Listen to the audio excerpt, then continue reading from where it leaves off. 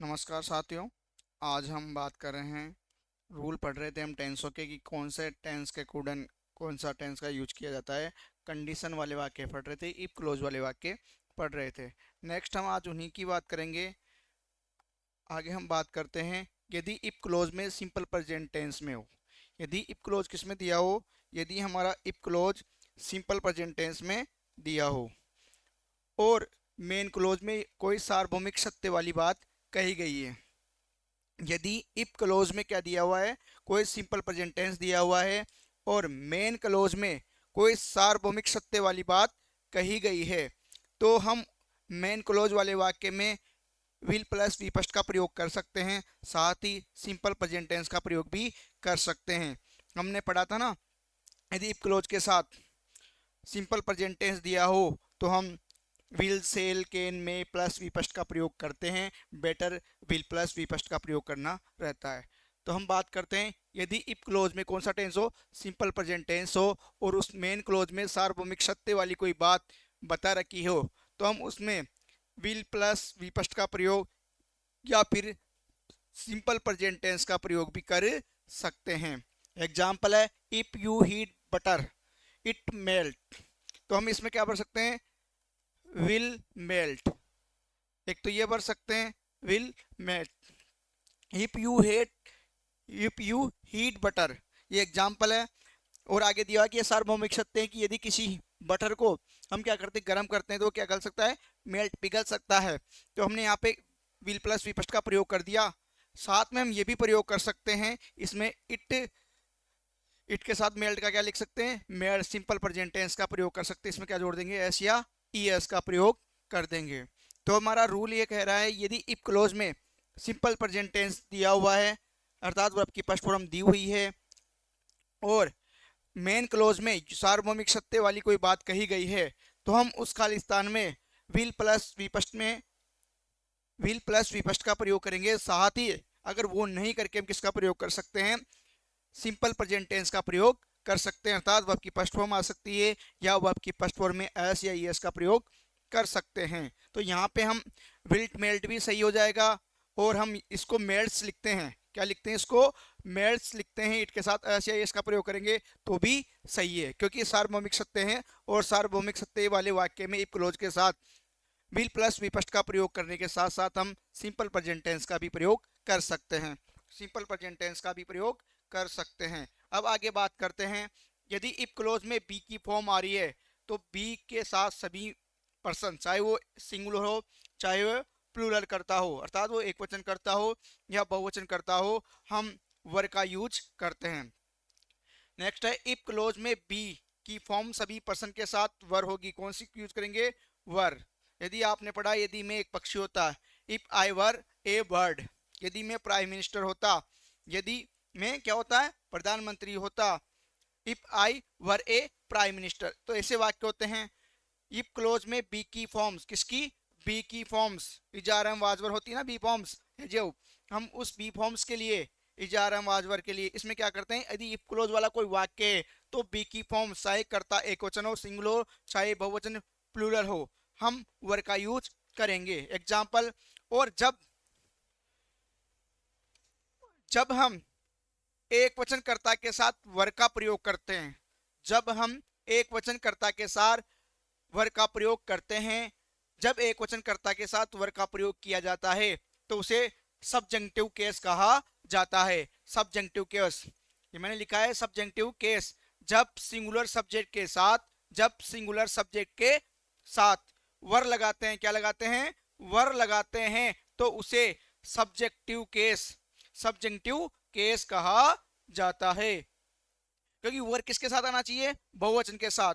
लेकिन हम यहाँ पे चाहे एक वचन हो चाहे बहुवचन, हमारी नाउन हो या सब्जेक्ट हो, हम उसके साथ इफ क्लोज वाले वाक्य में बी वर्ब्स में क्या लगाएंगे?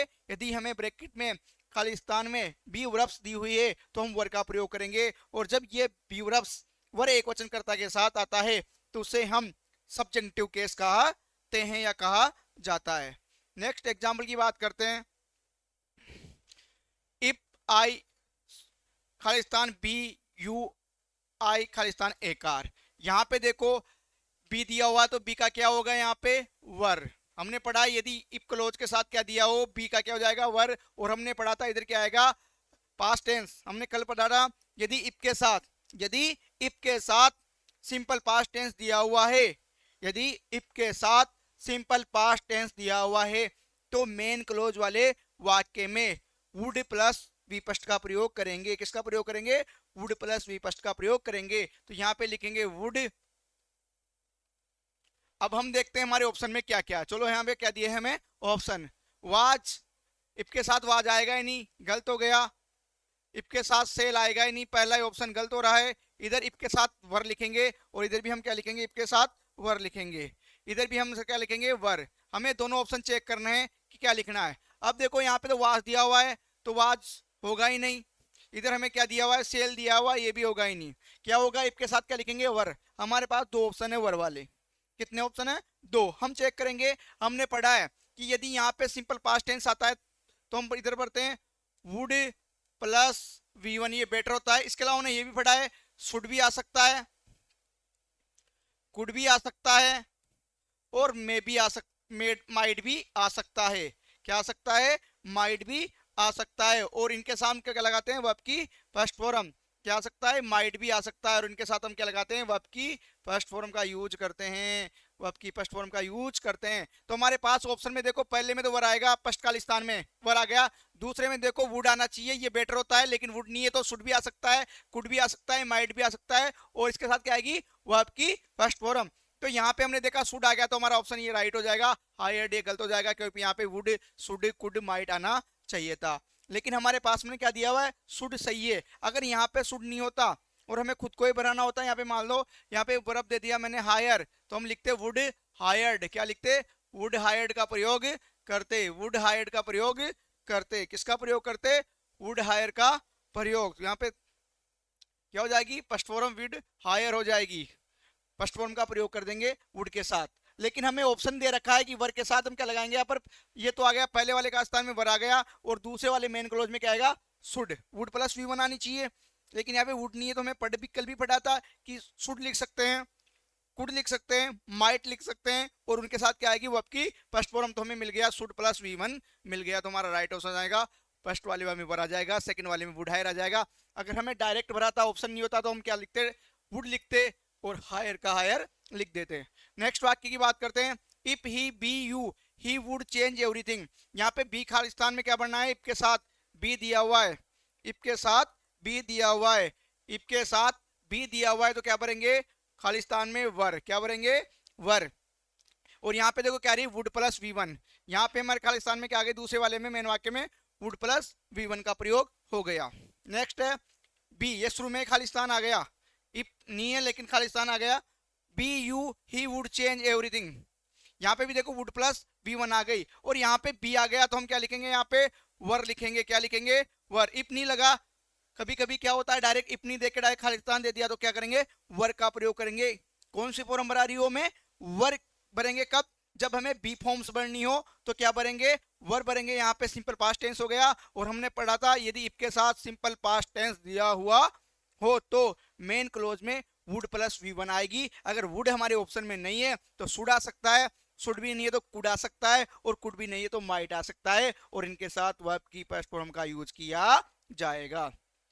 इसके बाद हम आगे बात करते हैं, यदि किसी वाक्य में इफ ओनली हो, आई विश हो, एज इफ हो, एज तो हो, तो इनके बाद कौन सा टेंस, सिंपल पास्ट टेंस का प्रयोग किया जाता है। इनके बाद सिंपल पास्ट टेंस या पास्ट परफेक्ट टेंस का प्रयोग किया जाता है।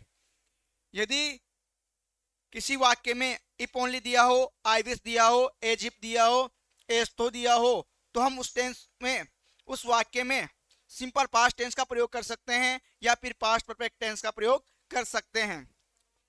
यदि किसी सेंटेंस में, यदि किसी सेंटेंस वाक्य में इफ ओनली, आई विश, या तो इफ ओनली दिया हो, या आई विश दिया हो, या फिर एज इफ दिया हो, या एज तो दिया हो, तो इनके बाद या तो हम सिंपल पास्ट टेंस का प्रयोग कर सकते हैं, सिंपल पास्ट टेंस, या फिर कौन सा टेंस, पास्ट परफेक्ट टेंस का प्रयोग कर सकते हैं। कब कर सकते हैं, जब हमें किसी वाक्य में if only, I wish, as if, as तो दिया हो, तो इनके बाद हम किसका प्रयोग कर सकते हैं, सिंपल पास्ट टेंस अर्थात वर्ब की सेकंड फॉर्म का प्रयोग कर सकते हैं, या फिर हम past perfect tense had plus V third का प्रयोग कर सकते हैं। देखिए एग्जाम्पल की बात करते हैं। इफ ओनली सी, यहाँ पे क्या दिया हुआ है, इफ ओनली, यहाँ पे क्या दिया हुआ हमें, इफ ओनली, और हमने पढ़ा यदि किसी वाक्य में if only I wish as if as though दिया हुआ है तो या तो हम प्रयोग करेंगे सिंपल पास्ट टेंस या पास्ट परफेक्ट टेंस। यहाँ पे देखते हैं no, if only she know the correct answer, तो यहाँ पे सेकंड फॉर्म क्या हो जाएगी, न्यू हो जाएगी, या फिर हम लिख सकते हैं हेड नॉन। यहाँ पे हमने हेड नॉन लिखा और न्यू क्यों लिखा, क्योंकि यदि कोई वाक्य इफ ओनली आ रहा है तो उसके बाद हम सिंपल पास्ट टेंस, ये तो हो गया सिंपल पास्ट टेंस हो गया, और ये कौन सा हो गया, पास्ट परफेक्ट टेंस हो गया हेड प्लस वी थर्ड के रूप में। तो हमें ये कैसे पता लगेगा क्या बनना है, ये डिपेंड करेगा ऑप्शन में क्या दिया हुआ है। यदि कोई वाक्य इफ ओनली से शुरू हो रहा है, ऑप्शन में V2 दी हुई है तो V2 आ जाएगी। अगर V2 नहीं दे रखी और आपको पास्ट परफेक्ट टेंस अर्थात हेड प्लस वी थर्ड दी हुई है तो उसमें क्या बनना है, हेड प्लस वी थर्ड का प्रयोग करना है। नेक्स्ट वाक्य इफ ओनली, यहाँ पे हमारे क्या गया, if only he go there, तो यहाँ पे वेंट भी लिख सकते हैं क्योंकि हमने पढ़ा यदि if only I wish as if as तो के बाद सिंपल पास्ट टेंस V2 आ जाएगी, या पास्ट परफेक्ट टेंस अर्थात हेड प्लस वी थर्ड, तो यहाँ पे आ जाएगा हेड, थर्ड फॉर्म हो जाएगी गोन, क्या हो जाएगी, गोन।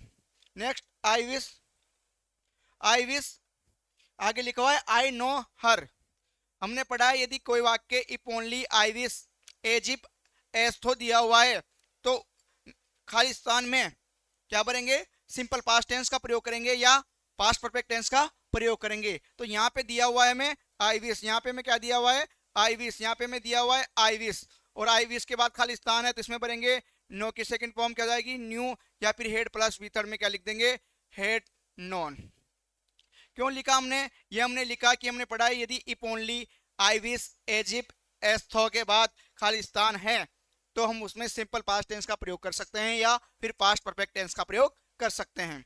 आई विश, यहाँ पे में क्या दिया हुआ है, I wish I be rich, be का मतलब क्या भरेंगे, इफ वाले वाक्य में वर, क्या भरेंगे, वर, ये हो गया सिंपल पास्ट टेंस, क्या भरेंगे, were.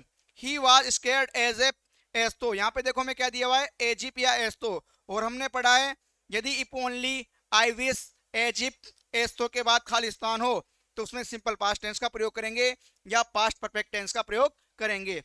He was scared as if as though he see a ghost, तो यहाँ पे सी की सेकंड फॉर्म क्या हो जाएगी, सा, या हम लिख सकते हैं हेड सीन, सी की थर्ड फॉर्म क्या हो जाएगी, सीन। या तो हम सिंपल पास्ट का प्रयोग कर सकते हैं या फिर पास्ट परफेक्ट टेंस का प्रयोग कर सकते हैं। नेक्स्ट वाक्य he speaks in such a manner as if as though he be a teacher, he speaks in such a manner, यहाँ पे क्या रहा है, एजिप आ रहा है या एस्तो, दोनों में से कोई दिया हुआ है तो हम क्या भरेंगे, बी की सेकंड फॉर्म क्या हो जाएगी, किसका प्रयोग करते हैं, बी का फॉर्म में मतलब पास्ट टेंस का प्रयोग करते हैं वर, बी का मतलब हम क्या करते हैं वाले वाक्य में इनमें किसका प्रयोग करते हैं, वर का प्रयोग करते हैं, यहाँ पे आ जाएगा वर। नेक्स्ट बात करते हैं ही वाज वेट, वो गिला है एजिप, यहाँ पे हमें क्या दिया हुआ है, एजिप, और हमने पढ़ा है यदि किसी वाक्य में क्या दिया हो, इफ ओनली दिया हो, आई विश दिया हो, एजिप दिया हो, एस्तो दिया हो तो खाली स्थान में हम सिंपल पास्ट टेंस का या पास्ट परफेक्ट टेंस का प्रयोग करेंगे। तो यहाँ पे आ जाएगा केम, ये तो हो गया सिंपल पास्ट टेंस, या फिर क्या लग सकते हैं हेड प्लस वी थर्ड, तो यहाँ पे क्या आ जाएगी head come out of water. इसके बाद नेक्स्ट है सपोजिंग के बाद यूजुअली सिंपल पास्ट टेंस का प्रयोग किया जाता है। यदि कोई वाक्य में जिसमें क्या दिया हो, हमें दिया हो सपोजिंग, तो उस वाक्य में हम किसका प्रयोग करेंगे, सिंपल पास्ट टेंस का प्रयोग करेंगे अर्थात वर्ब की सेकंड फॉर्म का प्रयोग करेंगे। यदि कोई वाक्य सपोजिंग है, यदि किसी वाक्य में सपोजिंग शब्द दिया हुआ है और उसके बाद खाली स्थान है तो हम उसमें पास्ट सिंपल टेंस अर्थात सिंपल पास्ट टेंस या पास्ट इंडिपेंडेंट टेंस का प्रयोग करेंगे। सपोजिंग, यहाँ पे हमें क्या दिया हुआ है, supposing India win the match, तो हमने पढ़ा है यदि सपोजिंग किसी में आ जाता है तो यूजुअली सामान्यतः उसके साथ कौन सी फॉर्म लगाते हैं, सिंपल पास्ट टेंस, इसकी क्या हो जाएगी V2, वर्ब की सेकंड फॉर्म हो जाएगी वॉन। नेक्स्ट है सपोजिंग, यहाँ पे भी क्या रहा है सपोजिंग, और हमने पढ़ा है सपोजिंग के बाद सामान्यतः यूजुअली कौन सा टेंस प्रयोग में लेते हैं, सिंपल पास्ट टेंस, कौन सा टेंस प्रयोग में लेते हैं, सिंपल पास्ट टेंस। तो सपोजिंग ही कम, यहाँ पे सेकंड फॉर्म आ जाएगी केम। अब यहाँ पे क्यों केम क्यों आई, यहाँ पे वोन क्यों आई, क्योंकि हमने पढ़ा यदि किसी वाक्य में क्या दिया हो, सपोजिंग दिया हुआ है और सपोजिंग के बाद खाली स्थान है तो उस खाली स्थान में हम सिंपल पास्ट टेंस का प्रयोग करेंगे। नेक्स्ट है यदि इफ क्लोज में क्या दिया हो, शुड प्लस विपस्ट दी हुई हो। यदि कोई इफ क्लोज वाला वाक्य है और उस वाक्य में शुड प्लस विपस्ट दी हुई है तो मेन क्लोज में हम विल प्लस वी1 का प्रयोग कर सकते हैं, विल प्लस वी1 का प्रयोग कर सकते हैं, या इंपरेटिव वाक्य होता है जिसमें वर्ब की फर्स्ट फॉर्म से शुरू हो सकता है उसका भी यूज कर सकते हैं। यदि इफ क्लोज वाले वाक्य में शुड प्लस विपस्ट दी हुई है तो मेन क्लोज में हम विल प्लस विपस्ट का प्रयोग कर सकते हैं, या फिर हम उसको इंपरेटिव के रूप में भी यूज कर सकते हैं। For example if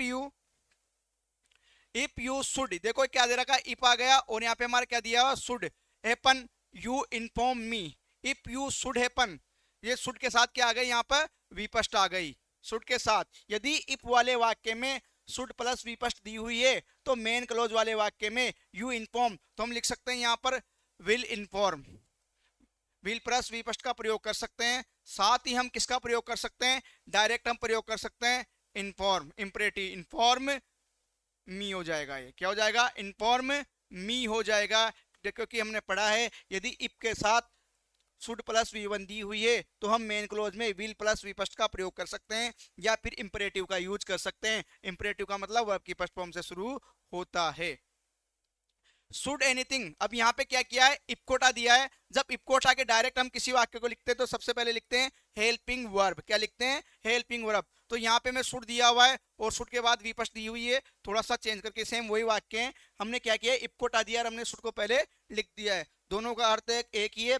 should anything happen you inform, तो यहाँ पे लिख देंगे विल इन्फॉर्म। हमने पढ़ा है यदि इफ वाले क्लोज वाक्य में क्या दियो, शुड के साथ विपस्ट दी हुई है तो नेक्स्ट वाले वाक्य में अर्थात मेन क्लोज वाले वाक्य में विल के साथ वर्ब की फर्स्ट फॉर्म का यूज करेंगे या इंपरेटिव करेंगे तो क्या हो जाएगा, इन्फॉर्म मी। क्या हो जाएगा, इसका इंपरेटिव बनाएंगे तो इंपरेटिव वाक्य जो वर्ब की फर्स्ट फॉर्म से शुरू होता है इसमें यू लिखने की आवश्यकता नहीं है।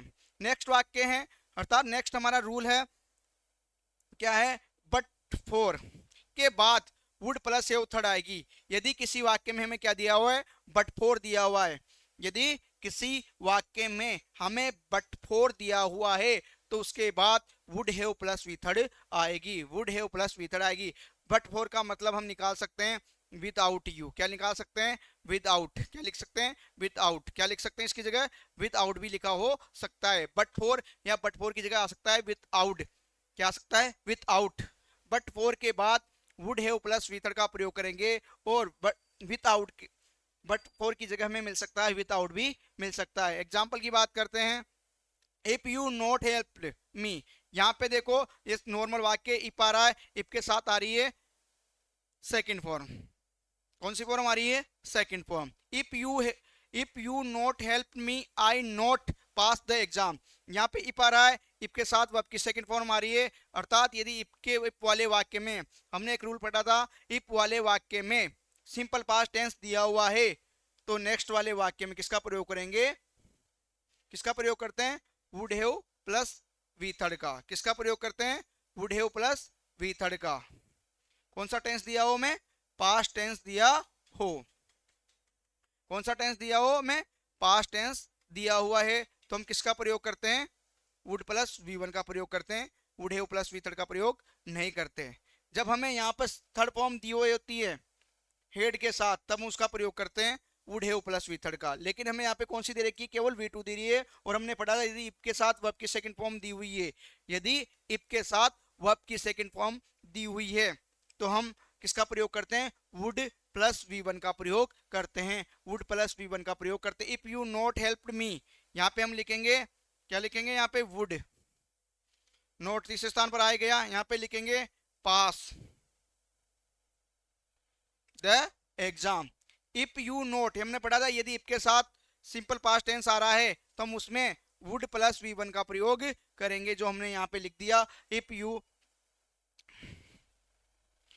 यू नॉट हेल्प, यहाँ पे आ गया इफ के साथ कौन सी फॉर्म आ गई, वी2 आ गई तो हमने यहाँ पे वुड प्लस वी1 का प्रयोग कर दिया। नेक्स्ट वाक्य विदाउट, बट फोर की, इसका हम इसको शॉर्ट में लिख सकते हैं विदाउट, इसको हम किस में लिख सकते हैं, इन शॉर्ट। इसको हम शॉर्ट में ऐसे बोल सकते हैं विदाउट यू हेल्प, तुम्हारी सहायता के बिना आई नॉट पास द एग्जाम, अब इस बट फोर को हम किस में चेंज कर दिया, विदाउट में। जब हमने इसको विदाउट में चेंज कर दिया, विदाउट यूर हेल्प, विदाउट हमारे यहाँ क्या करें, बट फोर मिल जाए या विदाउट मिल जाए तो हम किसका प्रयोग करते हैं, would have plus V third का। किसका प्रयोग करते हैं, would have plus V third का। विदाउट योर हेल्प, यहाँ पे नोट पास दे रखा है, यहाँ पे लिखे वुड, नोट दे रखा है नेगेटिव बना था, तीसरा पर नोट हैव, और यहाँ पे आ जाएगा पास की तरफ फॉर्म हो जाएगी पास्ड। क्या हो जाएगी, पास्ट द एग्जाम। तो यहाँ पे हमने दोनों वाक्यों में अंतर देखना कि यहाँ पे तो आ रही है इफ के साथ कौन सी आ रही है, V2 आ रही है, और हमने पढ़ा है यदि इफ के साथ वर्ब की सेकंड फॉर्म दी हुई है तो हम मेन क्लोज वाले वाक्य में वुड प्लस विपस्ट का प्रयोग करते हैं, वुड प्लस विपस्ट का प्रयोग करते हैं। नेक्स्ट इसी को हमने शॉर्ट में किया विदाउट या बट फोर। हमने पढ़ा यदि बट फोर के बाद क्या आती है, वुड हैव प्लस थर्ड आती है, और इस बट फोर को क्या बोल सकते हैं, विदाउट बोल सकते हैं। Without your help I would not have, यहाँ पे वुड हैव क्यों लगाया, क्योंकि ये किसका काम कर रहा है, विदाउट का काम कर रहा है, तो हमने किसका प्रयोग कर दिया, would plus have plus V third का प्रयोग कर दिया। नेक्स्ट वाक्य की बात करते हैं बट फोर। देखो ये क्या गया हमारे पास, यहाँ पे क्या दिया हुआ है, बट फोर। इसमें बट फोर का प्रयोग हम कर सकते हैं किसी का आभार व्यक्त करने के लिए। विदाउट से थोड़ा अच्छा होता है बट फोर आभार व्यक्त कर सकने के लिए। आभार व्यक्त करने के लिए हम क्या लगा सकते हैं, बट फोर लगाते हैं, या विदाउट भी लिख सकते हैं, लेकिन बट फोर क्या रहता है, थोड़ा सही रहता है। हमने विदाउट की जगह लिख दिया बट फोर योर हेल्प, वही वाक्य आई पास द एग्जाम, तो यहाँ पे लिखेंगे बट फोर आ गया तो क्या लिखेंगे, वुड हैव, पास की तरफ क्या हो जाएगी, थर्ड फॉर्म पास्ट। तो हमने यहाँ पे क्या लिख दिया, हमने यहाँ पे लिखा क्योंकि यहाँ बट फोर आ रहा है, और बट फोर वाले वाक्य मैंने पढ़ा था क्या लिखते हैं, would have plus V third. हमने किसका प्रयोग कर दिया, would have plus V third का प्रयोग किया। हमने किसका प्रयोग किया, would have plus V third का प्रयोग किया। किसका प्रयोग किया हमने, वुड प्लस वी थर्ड का प्रयोग, would have plus V third का प्रयोग किया, क्योंकि हमने यहाँ पे देखा है कि बट फोर आ जाए तो बट फोर के बाद किसका प्रयोग करेंगे, would would have plus V third का प्रयोग करेंगे, और बट फोर की जगह हम क्या लिख सकते हैं, विदाउट लिख सकते हैं। क्या लिख सकते हैं, विदाउट लिख सकते हैं। तो हमें बट फोर मिल जाए या इसकी जगह विदाउट मिल जाए तो भी हम किसका प्रयोग करेंगे, would have plus V third का प्रयोग करेंगे, would have plus V third का प्रयोग करेंगे। तो आज हमने बात की, पहली बात की हमने यदि इफ क्लोज के साथ, पहली बात की हमने यदि इफ क्लोज के साथ क्या हो, एक तो हमने बात की इफ क्लोज के साथ बी वर्ब सारी हो, बी की फॉर्म हो, इफ क्लोज के साथ बी की फॉर्म हो तो हम क्या लगाते हैं, हम क्या लगाते हैं, वर का यूज करते हैं। किसका यूज करते हैं, वर का यूज। किसका यूज करेंगे, वर का यूज करेंगे। किसका यूज करेंगे, वर का। पहली हमने बात की यदि इफ क्लोज में बी की फॉर्म दी हुई है, बी वर्ब्स दी हुई है, तो हम किसका यूज करेंगे, हम वर का यूज करेंगे। हम उसमें वर का यूज करेंगे, हम क्या लिखेंगे उसमें, वर लिखेंगे। दूसरी हमने एक बात की यदि इफ क्लोज में, यदि इफ क्लोज में सिंपल प्रेजेंट टेंस हो, कौन सा टेंस हो, सिंपल प्रेजेंट टेंस हो। यदि इफ क्लोज में सिंपल प्रेजेंट टेंस हो, यदि इफ क्लोज में सिंपल प्रेजेंट टेंस हो तथा मेन क्लोज में, मेन क्लोज में यूनिवर्सल ट्रुथ हो, यूनिवर्सल ट्रुथ हो, यूनिवर्सल ट्रुथ हो, तो हम क्या लिख सकते हैं, विल प्लस V1 लिख सकते हैं, या सिंपल प्रेजेंट टेंस भी लिख सकते हैं। सिंपल प्रेजेंट टेंस का भी प्रयोग कर सकते हैं, सिंपल प्रेजेंट टेंस का भी यूज कर सकते हैं। यदि इफ वाले वाक्य में, यदि इफ वाले वाक्य में सिंपल प्रेजेंट टेंस में हो तथा मेन क्लोज में कोई सार्वभौमिक सत्य हो, यदि कोई सार्वभौमिक सत्य हो तो हम उस वाक्य में विल प्लस विपस्ट भी लिख सकते हैं, या सिंपल प्रेजेंट टेंस का भी प्रयोग कर सकते हैं, या फिर हम सिंपल प्रेजेंट टेंस का भी प्रयोग कर सकते हैं।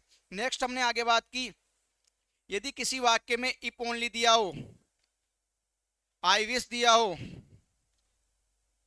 एज इफ दिया हो, एस्थो दिया हो, तो इनके बाद हम क्या कर सकते हैं, सिंपल पास्ट टेंस का प्रयोग कर सकते हैं, सिंपल पास्ट टेंस का प्रयोग कर सकते हैं, या फिर उसमें हम पास्ट परफेक्ट टेंस का भी प्रयोग कर सकते हैं।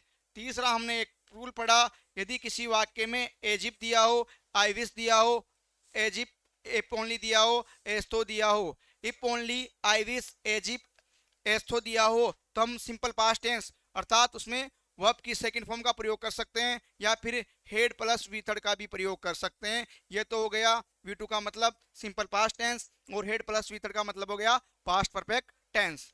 इसके बाद हमने बात की, यदि कोई सपोजिंग दिया हुआ है, यदि किसी वाक्य में हमें सपोजिंग दिया हुआ है तो सपोजिंग के बाद क्या होता है, सामान्यतः सिंपल पास्ट टेंस का प्रयोग किया जाता है, सिंपल पास्ट टेंस का यूज किया जाता है। सपोजिंग के बाद सिंपल पास्ट टेंस अर्थात V2 का प्रयोग किया जाता है। किसका प्रयोग किया जाता है, V2 का। हमने पढ़ा सपोजिंग के बाद सिंपल पास्ट टेंस का प्रयोग किया जाता है। यदि किसी वाक्य में सपोजिंग दिया हुआ है तो सपोजिंग के बाद यूजुअली सामान्यतः सिंपल पास्ट टेंस अर्थात वर्ब की सेकंड फॉर्म का, सिंपल पास्ट टेंस अर्थात वर्ब की सेकंड फॉर्म का प्रयोग किया जाता है। नेक्स्ट हमने बात की, यदि इफ क्लोज में क्या हो, शुड हो और शुड के साथ क्या दी हो में विपस्ट दी हुई। यदि इफ क्लोज वाले वाक्य में शुड प्लस विपस्ट दी हुई है तो मेन क्लोज वाले वाक्य में